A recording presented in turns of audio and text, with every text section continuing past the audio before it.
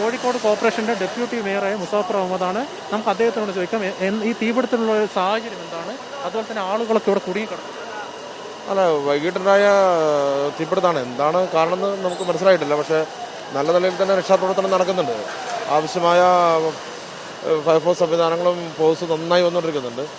തീ അണഞ്ഞുകൊണ്ടിരിക്കുന്നുണ്ട്. നേരത്തെ ഉള്ളതിനും കുറച്ചുകൂടി മാറ്റം വന്നിട്ടുണ്ട്. പക്ഷേ ചില ഭാഗങ്ങളിൽ വീണ്ടും കത്തിക്കൊണ്ടിരിക്കുന്നുണ്ട്. എല്ലാവരും നല്ല നിലയിൽ തന്നെ ഫയർഫോഴ്സും പോലീസും നാട്ടുകാരൊക്കെ രക്ഷാപ്രവർത്തനം ശക്തമായി തന്നെ നിൽക്കുന്നുണ്ട്. കൂടുതൽ അപകടത്തിലേക്ക് പോയിട്ടില്ല. എന്നാൽ ഷോർട്ട് സർക്യൂട്ടാണ് ആയിരിക്കാം, അത് പരിശോധിക്കേണ്ടതാണ്. എന്തായാലും തീപിടുത്തത്തിൻ്റെ ഭാഗമായി ഇപ്പോൾ അണക്കാനുള്ള പ്രവർത്തനങ്ങൾ ഏതാണ്ട് നല്ല നിലയിൽ തന്നെ മുന്നോട്ട് പോകുന്നുണ്ട്. വാഹനങ്ങളും ഫയർഫോഴ്സിൻ്റെ പുതിയ യൂണിറ്റുകൾ വന്നുകൊണ്ടിരിക്കുന്നുണ്ട്. മറ്റ് ജില്ലകളിൽ നിന്നൊക്കെ വരാനാവശ്യമായ സംവിധാനങ്ങൾ ചെയ്തുകൊണ്ടിരിക്കുന്നുണ്ട്. വേറെ കൂടുതൽ അപകടത്തിലേക്ക് പോയിട്ടില്ല. എന്തായാലും ആളെ മനസ്സിലാക്കാൻ സാധിച്ചു. തീപിടുത്തം ഉണ്ടായപ്പോൾ ആൾക്കാർക്ക് ഇറങ്ങി ഓടി. ഈ സ്ഥാപനത്തിലെ ജീവനക്കാർ എന്തോ സ്ഥാപനത്തിലെ ജീവനക്കാർക്ക് ഇറങ്ങി ഓടി എന്നാണ് നമ്മൾ മനസ്സിലാക്കുന്നത്. അതുപോലെ തന്നെ ഞായറാഴ്ച ആയതിനാൽ വലിയ രീതിയിലുള്ള ഒരു അപകടത്തിലേക്കൊന്നും പോയില്ല എന്നാണ്. ഞായറാഴ്ച ആയതുകൊണ്ട് വലിയ തിരക്കില്ലാത്തതുകൊണ്ട് ആളപായത്തിലേക്കൊന്നും പോയിട്ടില്ല എന്നുള്ളതാണ് മനസ്സിലാക്കുന്നത്. വേറെ പ്രശ്നങ്ങളൊന്നും